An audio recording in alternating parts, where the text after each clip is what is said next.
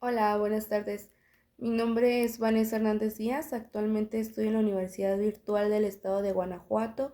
Cuento con la matrícula 24005198 en la licenciatura de Derecho.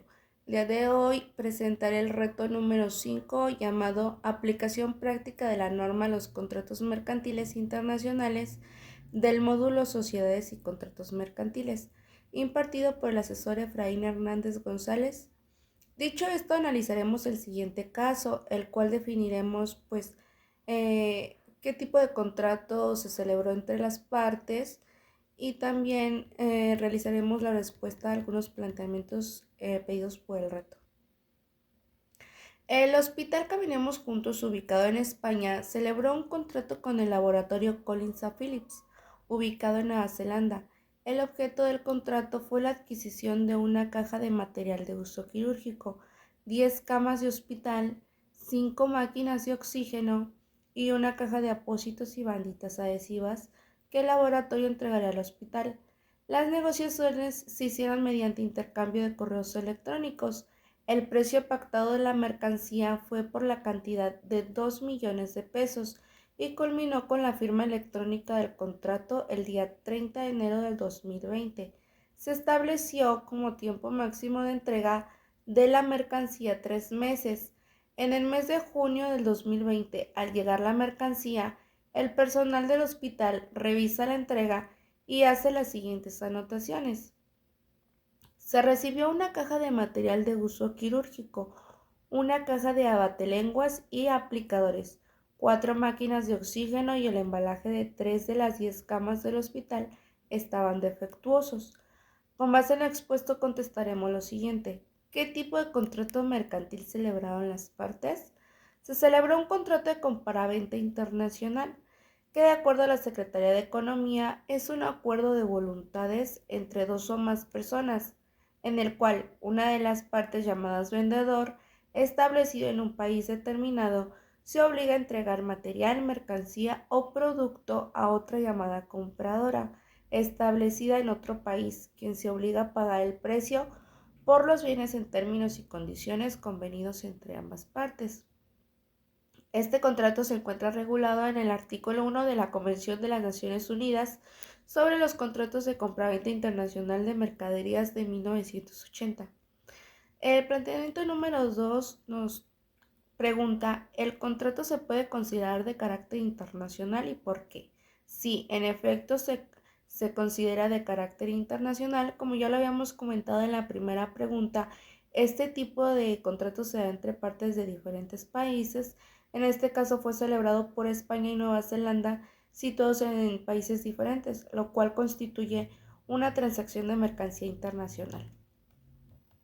Por otro lado, la Convención Interamericana sobre Derecho Aplicable a los Contratos Internacionales de 1998 menciona en su artículo primero que se entenderá que un contrato es internacional cuando las partes del mismo tengan su residencia habitual o establecimiento en estados partes diferentes.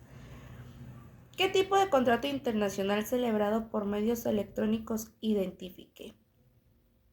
Bueno, pues identifique un contrato internacional que, de acuerdo con Scott y Luciana del 2016, se trata de un contrato electrónico internacional mercantil celebrado en un espacio virtual sin frontera aparente, regulado en la Convención sobre la utilización de las comunicaciones electrónicas en los contratos internacionales en su artículo 1.1. Este tipo de contrato se da entre partes cuyos establecimientos se encuentran en diferentes estados y se celebran por medios electrónicos las negociaciones, pactándose mediante la firma electrónica, y cuya ventaja es que las partes pueden definir qué tipo de ley y jurisdicción aplicará en caso de controversias e incumplimiento de obligaciones, es decir, se encuentran sujetos a normativas internacionales más complejas. ¿Qué obligaciones corresponden a cada parte por la suscripción del contrato? Según la Convención de las Naciones Unidas sobre los Contratos de Compraventa Internacional de Mercadería, las obligaciones del vendedor y comprador, de acuerdo a sus artículos, son los siguientes. Empezamos por el artículo 31, en el que se define que el vendedor debe de poner la mercancía en poder del primer transportista para que éste traslade la mercancía al comprador, siempre y cuando dicho movimiento se haya pactado.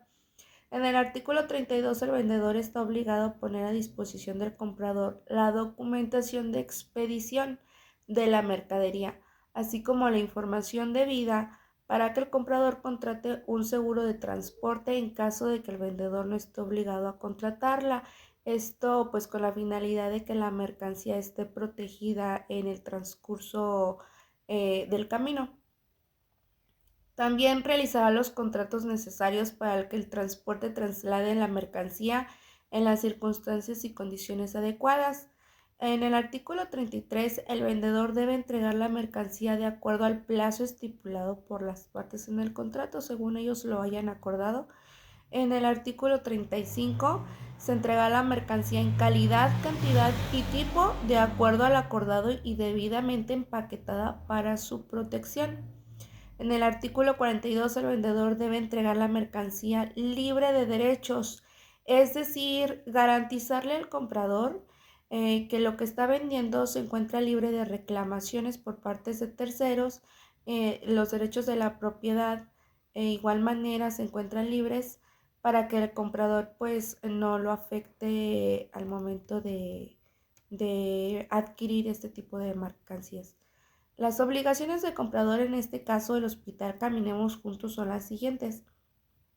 En el artículo 54 se menciona que se debe pagar el precio por los bienes acordados en el acuerdo, cumpliendo los requisitos, medidas y leyes que hagan posible dicho pago, mientras que en el artículo 58 el comprador se encuentra obligado a realizar el pago en tiempo y forma como se haya pactado por las partes.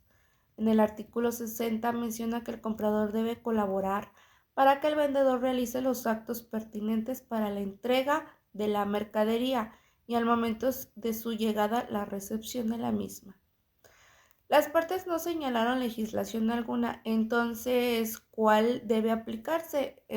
Existen diferentes organismos que regulan los contratos mercantiles y que con base en ello las partes involucradas cuentan con una protección en caso de incumplimiento de obligaciones. En este caso presentado debe aplicarse la Convención de las Naciones Unidas sobre los contratos de compraventa internacional de mercaderías adoptada en Viena de 1980, quien regula los contratos mercantiles internacionales, así como expone las obligaciones de los compradores, vendedores y artículos en caso de incumplimiento por las partes. Por otro lado, también se puede aplicar la legislación de la Comisión de las Naciones Unidas para el Derecho Mercantil Internacional, pues este organismo regula los contratos mercantiles internacionales y se enfoca en la resolución de disputas, comercio electrónico y contratos digitales. Aunque existen otros organismos que de igual manera pueden elegir las partes para la aplicación de la legislación, como lo son la Cámara de Comercio Internacional, que también regula este tipo de contratos, la Convención de las Naciones Unidas sobre la utilización de las comunicaciones electrónicas en los contratos internacionales, ya que el contrato se dio pues por medio electrónico. Convención Interamericana sobre Derecho aplicable a los contratos internacionales. Considerando que la recepción de la mercancía no fue acorde a lo que se celebró en el contrato, ¿qué opciones crees que tenga el hospital frente al contrato? Bueno, pues citando la Convención de las Naciones Unidas sobre los contratos de compraventa internacional de mercadería, en su artículo 46 da una solución al hospital, y es que podría exigir al vendedor el cumplimiento de sus obligaciones, exigiendo la entrega de la mercadería faltante en un plazo razonable que él tiene que interponer.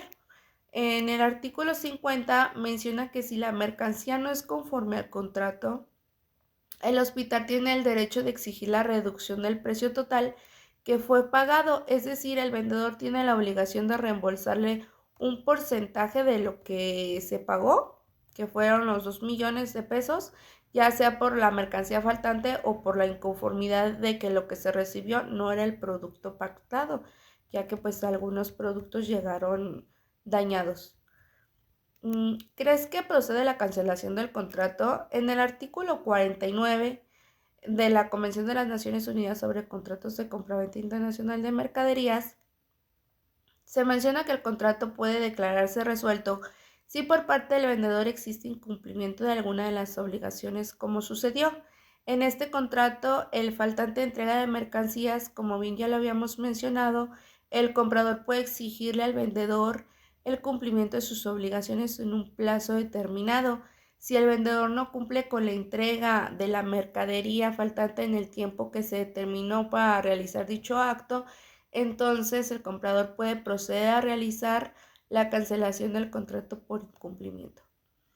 En conclusión, nos pide que enunciamos algunas cláusulas que puedan ayudar a que no existan conflictos a la mejor a futuro, o que se pudieron haber evitado estos conflictos con cláusulas más específicas al realizar el contrato. Primeramente yo, más que nada, expondría una cláusula para los plazos de entrega, ya que en este caso, analizado el primer acuerdo que se rompe, es el tiempo estipulado por las partes para la entrega de la mercancía. Creo que debería de existir una sanción por entrega tardía. Tal vez como ejemplo sería bonificarle al comprador cierta cantidad de mercadería por no entregarlos en el tiempo estimado. Como segunda cláusula, expondría se menciona la legislación que se adoptará por motivos de incumplimiento entre las partes para la resolución de conflictos.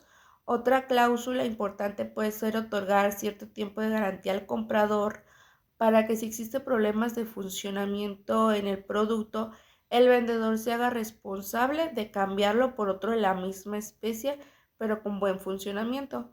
Y por último, una cláusula por incumplimiento de contrato en la cual se sanciona a la parte que no cumple con sus obligaciones por una considerable suma de dinero, que pague los daños ocasionados a la contraparte. Y por mi parte es todo. Muchísimas gracias.